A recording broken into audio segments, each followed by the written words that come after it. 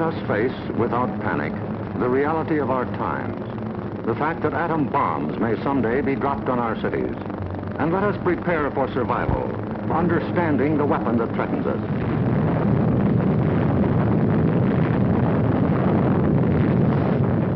An atom bomb destroys or injures in three ways: by blast, heat, and radioactivity. The blast of an atom bomb is its most important destructive agent. In Japan, whole buildings were flattened by its force.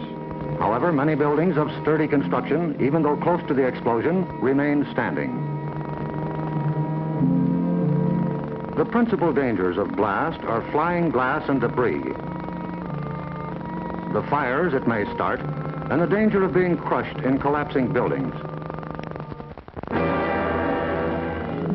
The atom bomb destroys by heat. People caught in the open as far as 2 miles away suffered flash burns. Yet, protection could have been easily achieved. Here, a bridge post and rail shielded the surface behind it. Any solid material afforded similar protection. The third weapon of the bomb is radioactivity, thrown off at the instant of explosion. However, the majority of people exposed to radiation recovered completely, including a large percentage of those who suffered serious radiation sickness. Today, they lead normal lives. They bear children. Their children are normal. These, then, are the weapons of the atom bomb that we must protect against: blast, heat, and radioactivity.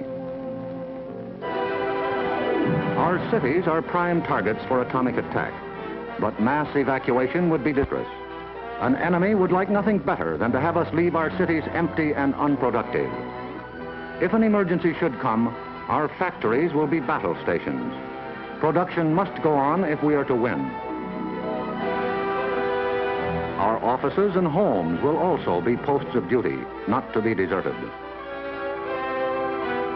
With the knowledge of the first atomic explosions to guide us, our chances for survival will be far better than those of the people of Hiroshima and Nagasaki, if we act on our knowledge and are prepared. The first job is to look over your own home for shelter possibilities.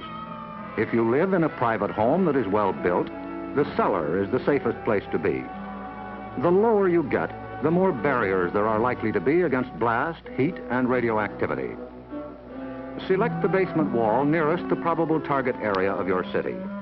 If the house is blown over, it will most likely fall away from this wall.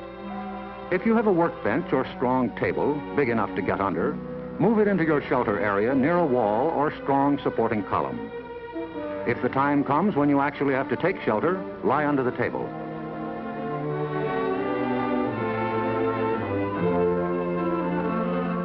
If you live in a home that has no basement, choose a shelter area without windows on the ground floor. An interior hallway is probably best. In time of emergency, the shelter area should be cleared of mirrors and other objects that might cause injury. If you live in an apartment house, rules for taking shelter will be posted in your building. Learn them. Also, learn the location of public shelters in areas where you work or frequently visit. There are many things you can begin doing right now. Fireproof housekeeping is one, so clean up that attic. Keep waste in covered containers. Don't let trash pile up in the yard. Set aside a small supply of canned goods. They're safe from radioactivity. Have a good flashlight on hand. Electric lights may go out. Keep a first aid kit and learn how to stop bleeding. Make a habit of keeping a bottle of fresh water handy. A radio will be important for receiving vital instructions. Finally, prepare the shelter area and collect all necessary shelter equipment.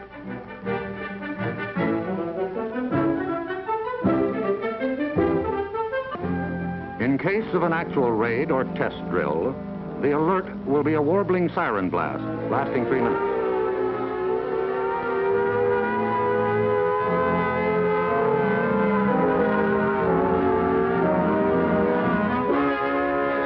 Once you hear this, act fast.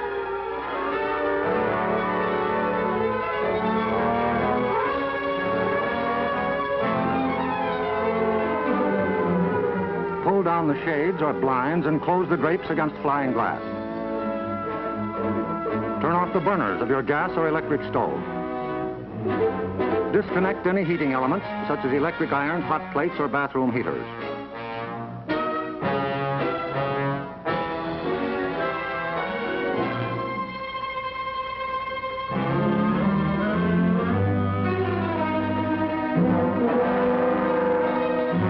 Close all outside doors, but leave them unlocked. Turn off the gas or oil burners.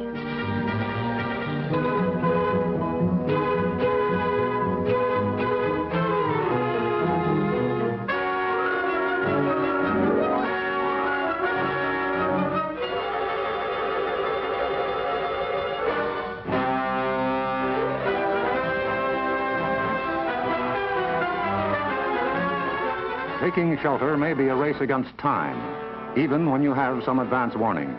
But possibly, there may be no time. An attack could come without warning. The sky would suddenly light up. If a doorway is right at hand, use it. If the nearest shelter is more than a couple of steps away, fall to the ground immediately.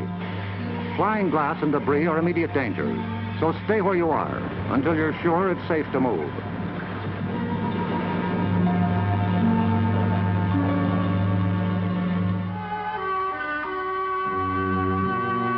If you are at home when a surprise attack occurs, crawl beneath a table if it is very near, or drop to the floor with your back to the window.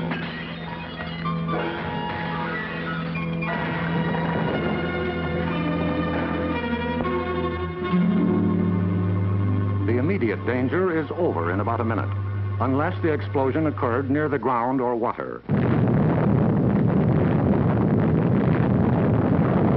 In this case, radioactive materials are trapped in the particles of dirt or water thrown up by the explosion.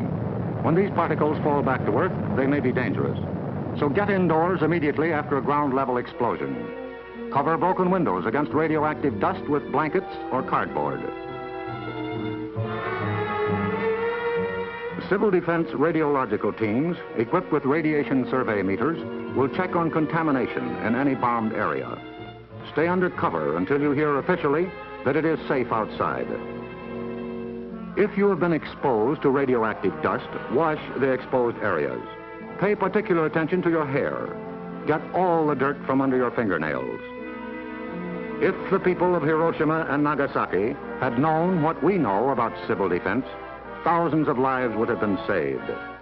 Yes, the knowledge is ours, and preparation can mean survival for you. So act now. Someday your life may depend on it.